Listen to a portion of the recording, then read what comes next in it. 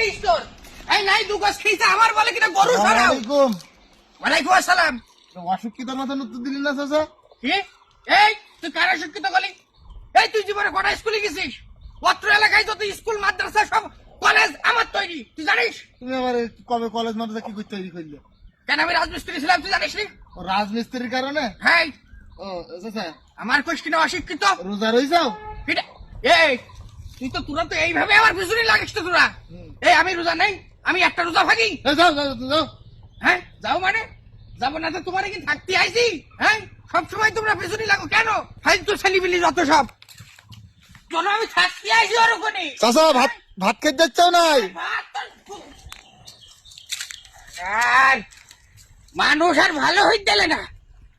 আর কাজের কিছু কান করিয়ে পেছনে লাগিয়ে কি করি তাই এরা খুবই জানে।